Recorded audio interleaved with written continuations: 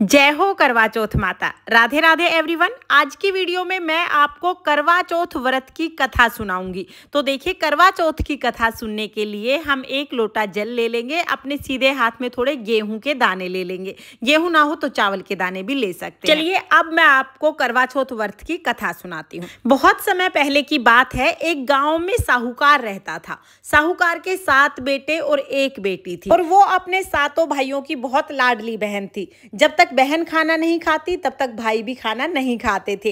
रोजाना भाई बहन के साथ ही खाना खाते थे। आया करवा चौथ का व्रत, साहूकार की बेटी ने करवा चौथ का व्रत कर लिया। दोपहर को भाई खेतों से आए और बोले चलो बहन खाना खाते हैं।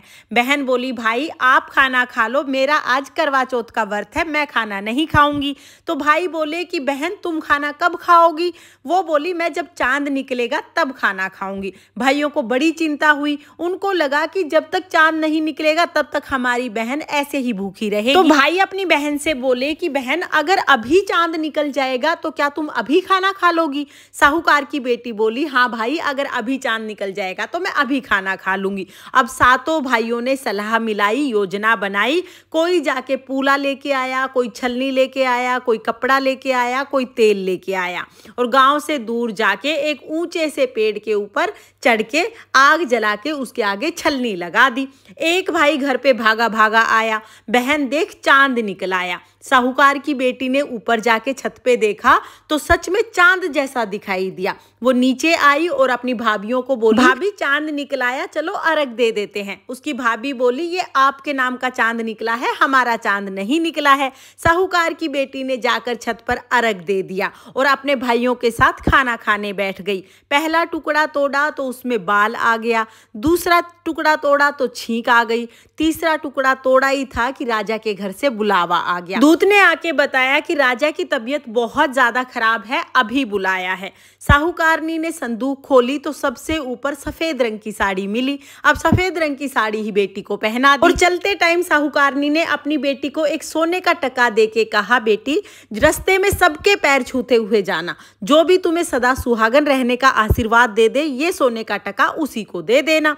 साहूकार की बेटी अपने घर से चल दी। रास्ते में जो मिले सबके पैर छुए, लेकिन किसी ने भी सदा सुहागन रहने का आशीर्वाद नहीं दिया। वो अपनी ससुराल पहुंची तो दूर से ही देखा कि घर के सामने बहुत भीड़ लगी हुई है, उसके पति की मृत्यु हो गई है और सब लोग इकट्ठा हुए हैं। वो जब घर के बाहर पहुंची तो वहां पर एक लड़की खड़ी हुई थी। छोटी सी लड़की के पैर छुए, पैर छूते ही वो लड़की बोली सदा सुहागन रहो। ये सुनते ही साहूकार की बेटी ने सोने का टका उस लड़की के हाथ में दिया और उसके पैर पकड़ लिए। लड़की बोली मेरे पैर छोड़ो, तो उसने पैर नहीं छोड़े। लड़की बोली हे 7 भाइयों की बहन पैर छोड़, दिन में चांद उगावनी पैर छोड़, बरत तोड़नी पैर छोड़। साहूकार की बेटी ने पैर नहीं छोड़े। साहूकार की बेटी बोली हे करवा चौथ माता, मैंने आपको पहचान लिया है, आप ही ने मेरा सुहाग लिया है, आप ही सुहाग वापिस देंगी। जो कुछ भी हुआ गलती से हुआ, मैंने जानबूझ के कुछ नहीं किया। आगे से मैं पूरा विधि पूर्वक करवा चौथ का व्रत करूंगी और कभी भी व्रत नहीं तोड़ूंगी। इस तरह से रोते रोते वो करवा चौथ माता से प्रार्थना करने लगी। करवा चौथ माता को उस पे दया आ गई। करवा चौथ माता ने उसके पति पर जल के छींटे लगाए और उसका पति जिंदा हो गया। ये देखकर राजा ने पूरे नगर में ढिंढोरा पिटवा दिया कि सभी सुहागन महिलाएं करवा चौथ का व्रत जरूर करें और करवा चौथ की व्रत कथा जरूर सुने। व्रत करने के बाद रात को चंद्रमा का पूजन करने के बाद ही व्रत का पारण करें।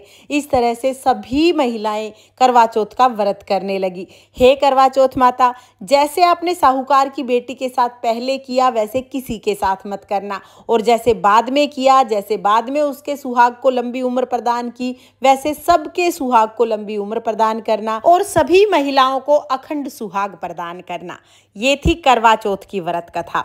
इसके बाद हम एक गणेश जी की कथा जरूर सुनेंगे। तो चलिए अब मैं आपको गणेश जी की कथा सुना देती हूँ। एक बार एक गांव में एक बुढ़िया रहती थी। बुढ़िया रोजाना गणेश जी की पूजा करती थी। रोजाना मिट्टी के गणेश जी बनाती, रोजाना गल जाते।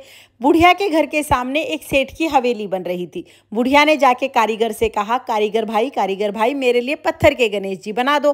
कारीगर बोला, बूढ़ी माई जब तक हम आपके गणेश जी बनाएंगे तब तक तो हमारी दीवार बन जाएगी, हमारे पास समय नहीं है, आप किसी और से बनवा लें। बुढ़िया को बहुत बुरा लगा।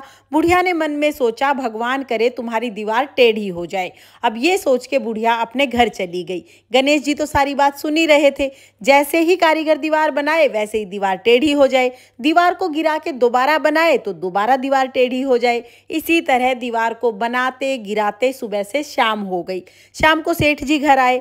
सेठ जी ने पूछा, आज कोई काम नहीं किया है? तो कारीगर बोले, सेठ जी काम तो बहुत कर रहे हैं, लेकिन जैसे ही दीवार बनाते हैं वैसे ही टेढ़ी हो जाती है, दोबारा बनाते हैं तो दोबारा फिर से टेढ़ी हो जाती है। इसके बाद कारीगर ने बुढ़िया के आने की सारी बात सेठ जी को बताई। सेठ जी ने कहा, मुझे बूढ़ी माई के पास लेके चलो। कारीगर सेठ जी को बूढ़ी माई के पास ले गए। बूढ़ी माई के पास जाके सेठ जी ने हाथ जोड़ के कहा, हे बूढ़ी माई, हम आपके पत्थर के नहीं सोने के गणेश जी बनवा देंगे, आप हमारी दीवार सीधी करा दो। अब गणेश जी तो सारी बात सुन ही रहे थे। जैसे ही सेठ जी ने ये बात कही वैसे ही दीवार सीधी हो गई और सेठ जी ने भी बुढ़िया को सोने के गणेश जी बनवा के दिए। हे गणेश जी महाराज, जैसे आपने सेठ जी की दीवार सीधी की वैसे ही सबके सब काम सीधे करना, और जैसे आपने बुढ़िया की मनोकामना पूरी की वैसे ही सबकी सब मनोकामनाएं पूर्ण करना। ये थी गणेश जी की कथा। इस तरह से हमारी करवा चौथ व्रत की कथा पूर्ण होती है। कथा सुनने के बाद जो हमने हाथ में गेहूं के दाने लिए हैं उसमें से कुछ दाने हम करवा चौथ माता को समर्पित कर देंगे और कुछ दाने जल के लोटे में डाल देंगे। तो हम दिन में कहानी सुनते हैं, इसलिए दिन में जो ये लोटे का जल है ये सूर्य देवता को अर्घ देना है। तो कुछ गेहूं के दाने हमने इस लोटे में डाल दिए हैं। बाकी जो गेहूं के दाने हैं इनसे हमें चंद्रमा को अर्घ देना है। तो रात को चंद्रमा को जब अर्घ देंगे तो इन्हीं कहानी सुने हुए गेहूं के दानों से अर्घ देंगे। इसलिए इनको आप या तो पल्लू से बांध लीजिए या आप इनको चौकी पर किसी बर्तन में रख दीजिएगा। लोग दिन में कथा सुनते हैं तो दिन में हम 1 लोटा जल सूर्य देवता को अर्घ दे देते हैं। तो फ्रेंड्स, इस तरह से करवा चौथ की व्रत कथा पूर्ण हो जाएगी। आपको ये व्रत कथा कैसी लगी कमेंट करके जरूर बताना और चैनल को सब्सक्राइब करके जाना। राधे राधे।